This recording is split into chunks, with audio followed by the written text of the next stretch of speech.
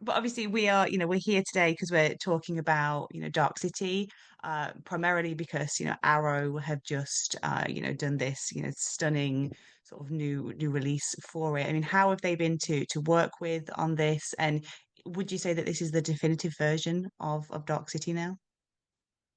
Yeah, I think that they've done a great job, and I'm still to receive a an actual disc, but I'm obviously well aware of what's on the disc, and I did my director's commentary to the new transfer, which is beautiful. It's these days with UHD, you end up it no doubt will look better than it may have looked for many people in the theaters originally, because it's a very dark movie. It lives up to its title, and so if you're in a theater with I mean, I remember seeing it in some backwater somewhere in the US, because obviously presentation in Los Angeles is always perfect because there's so many industry people, but you get out into the sticks, into the wild, and I could barely see what was going on. I don't know how. It was more of a radio play. So the transfer, if you set it up properly on your home viewing, you'll get a absolutely superb presentation. So yeah. Yeah, it's one of my bugbears. I used to work in distribution, and I'd be one of the people that would have to go and sort of like test the screens before like premieres and press screenings and things. And we'd Hmm. occasionally go somewhere out of central London for a test screening, and the bulb luminance would be awful. Like it's supposed to be like sort of between a certain range, and it would be like Yeah. 1% sort of thing. So yes, it's a big bugbear of mine Yeah. that Yeah. theatres are allowed to do And, that because obviously and patrons don't know focus. any different. Yeah, Yeah, and patrons just focus think, was the other thing as well, focus. yeah, Mind you, because I grew up in Australia in the 70s, that's kind of when I started watching movies. And we used to get the prints that were struck off intermediate prints in the old film days, of course. And so I'm used to seeing very crummy, like all those movies that I saw in the 70s that defined me as a filmmaker, all the Hollywood 70s movies.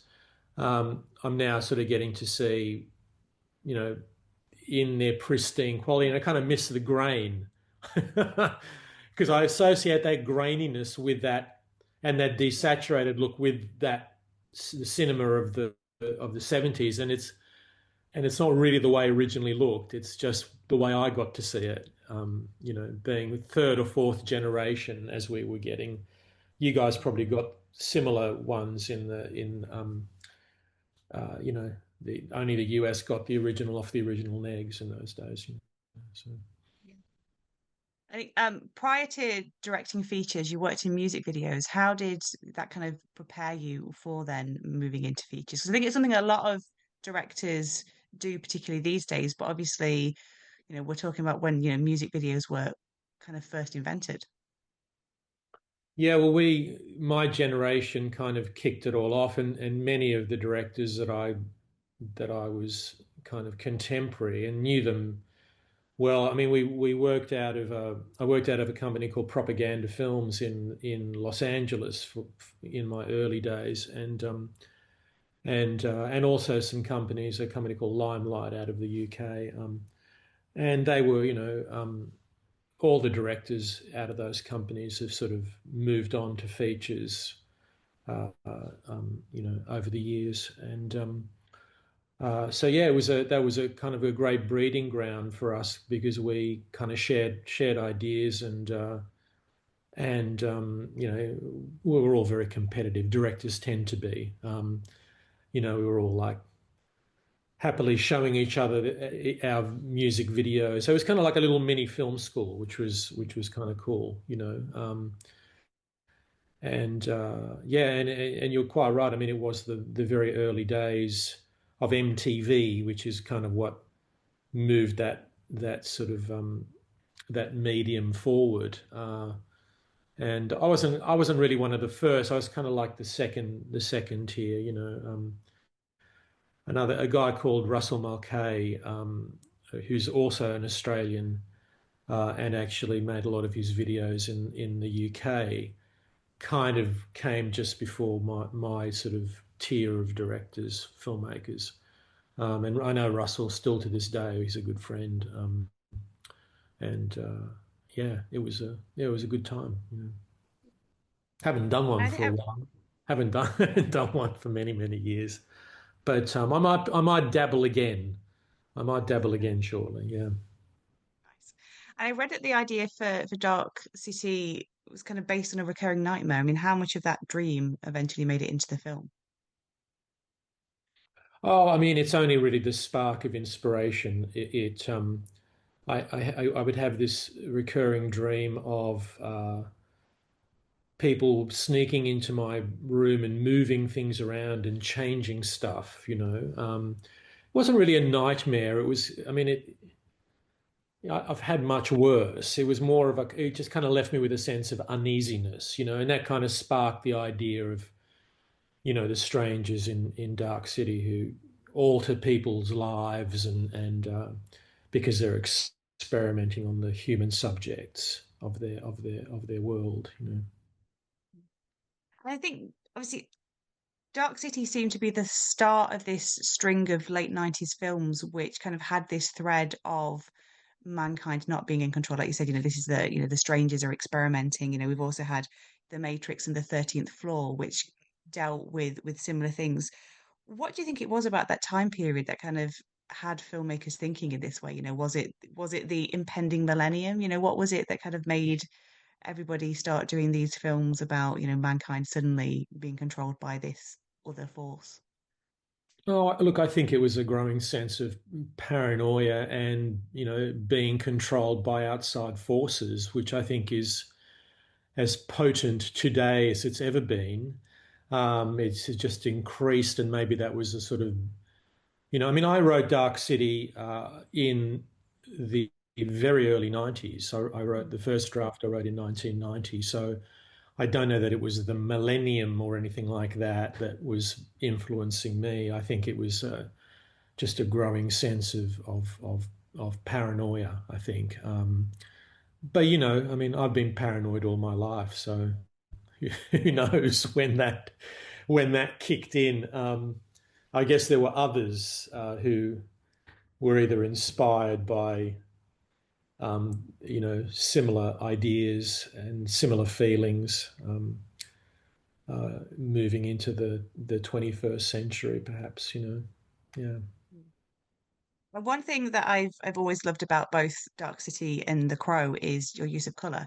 That in The Crow there's a lot of hues of red and orange. Obviously, the city's on fire. Mm. And Dark City is almost glowing yellow and green in places. I was wondering if you just talk a little bit about your thought process behind the color of the film, Well, because I definitely think it. I mean, and it was particularly on the UHD that really shines through. yeah, I mean, all my movies are have have a specific color palette. I design it at the beginning. I'm a bit of a control freak in that respect. Directing movies is probably the only thing my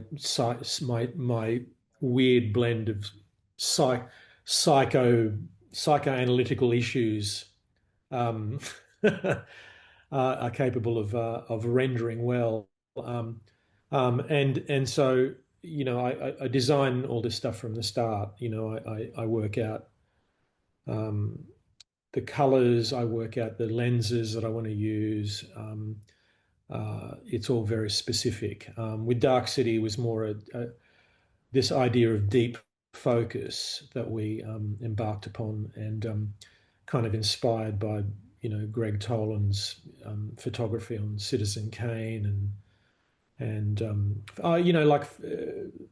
inspired by so many things, but the colors really. Why I picked those colors, who knows? I probably had some theory at the time. There's always some reason behind every choice that I make, even if it's like a half-baked one. There's always some purpose behind it. Trying to get some kind of emotional response from the audience. and so what it was exactly, I don't know. I mean, The Crow was very much um, uh, limiting, removing any blues, and because with The Crow originally I wanted to shoot it in black and white, and of course the Hollywood people wouldn't let me do that. That was considered very uncommercial, still is. And in fact, I was going to shoot it in black and white, but then only have splashes of red, which was fire and blood. They're the only other color that I wanted in this monochromatic palette, and black and white because it was the comic book was black and white, so I kind of was inspired by that. Um, so that was clear, and really for me, Dark City is monochromatic. I mean, it's inspired by Lang's Metropolis, which is a black and white movie, German Expressionism generally, which is black and white. There's no such thing as colored German Expressionism, as far as I'm aware. Um, and so shadow and structural light and shadow in terms of the framing and composition. And so it was more of a compositional idea. It was more about framing and deep focus. That is Dark City. And so the colors, I wanted the colors to sort of sit in the background. I didn't want anything to jump out at you. So it's kind of monochromatic I see it that way. Um, and Darius Wolski, who was my DP in both of those two movies, he did the transfer on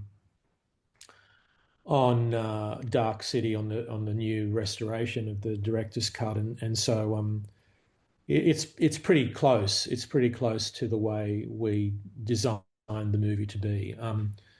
Again, probably closer in some ways than the original film presentation, because with film you're very limited to what you can actually do.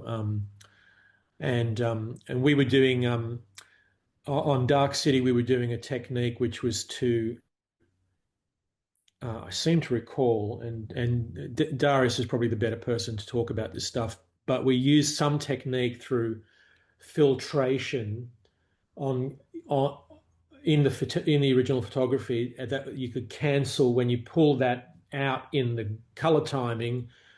You would neutralize colors. Flesh tones, in particular, is what we were after.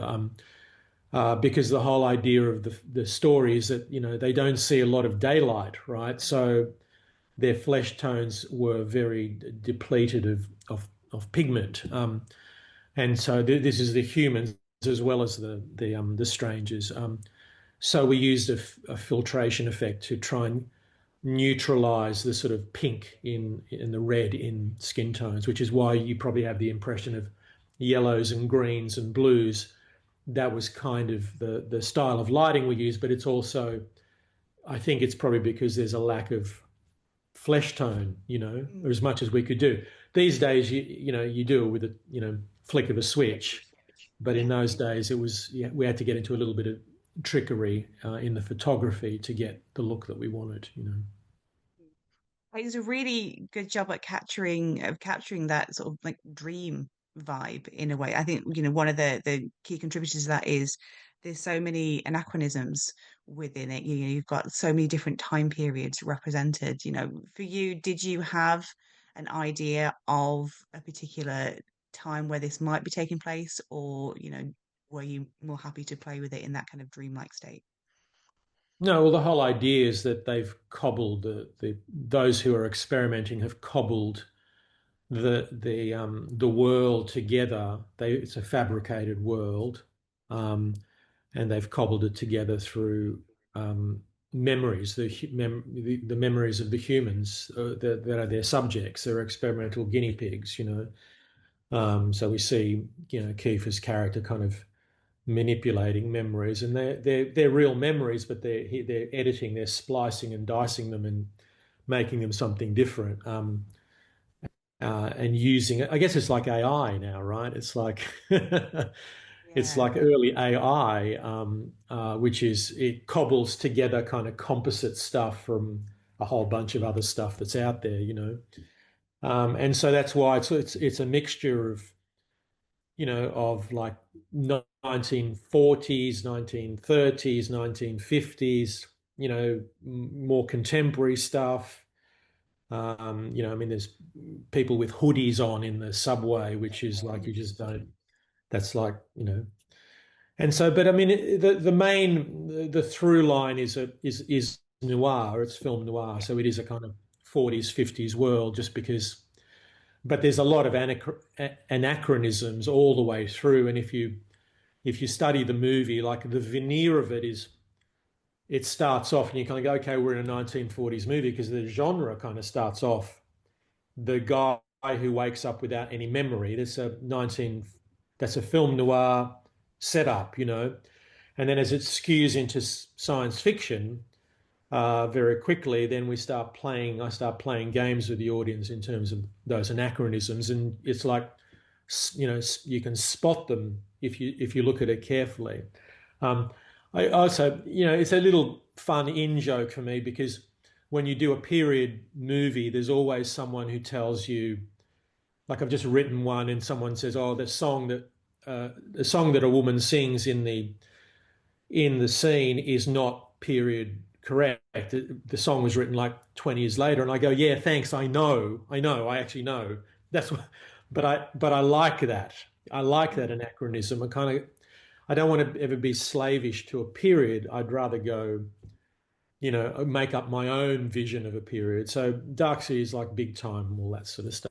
Just playing with, suddenly throwing people into something, throwing something at the audience that undermines them, that pulls the rug out. And I mean, I like doing that with movies, and because I'm a film buff, I look at movies very carefully. I study movies, particularly movies that I like, that I love, and I love it when filmmakers do this sort of stuff. The fulfilling part of Dark City, more than probably any movie that I've made, is people read into it stuff. They see all this stuff.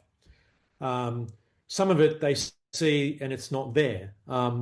And I kind of look at it with new eyes when they mention something.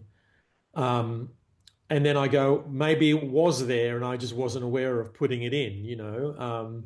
Maybe they're right. And I love that whole dialogue that a film can generate with an audience, an appreciative audience. I think for me, that's what movies are about. It's not about sitting there and watching a movie. That's one part of it. It's about understanding that movie, understanding what the filmmaker was trying to do, and sort of digging deeper into that world and digging down into the levels that exist if a film clearly has intended to put a bit of depth into something. So yeah, Dark City is big time. It was a kind of a cauldron where I put all these ideas that I had. Some still to this day, the studio certainly at the time thought there were too many ideas for one movie. And But it's just, in the nature of me getting excited about all these ideas, and so people have found them over the years that it's been made, and yeah. Yeah, I always love a film that you can sort of rewatch and find something different each time. That's Mm. always, that's always because that's what you want as a director. You don't just want somebody to watch a film once and they go, yeah, that's all right, that was good, I like that, and then just never, you surely, you want people to go back to it and then, in this instance to have a different experience with it. You can sort of like follow each character and go down many rabbit holes. So it's Yeah, agreed. Yeah. as an audience member, it's great. I guess before we go, we should, also mention that there is going to be a screening in London in the Prince Charles Cinema in July. I don't know how familiar you are with that cinema, but it's one of the best in London. I've It's been catching up on it, and yeah, it's exciting. I'm very excited to show the film there because it's obviously a highly regarded venue for movies that have a bit of a following behind them from the calendar that they have. There was a cinema here in Sydney for many years called Valhalla, which for me was my, my film education. Very similar to, sadly no longer with us. Sadly, that in fact, me and a bunch of other filmmakers tried to save it when it was to be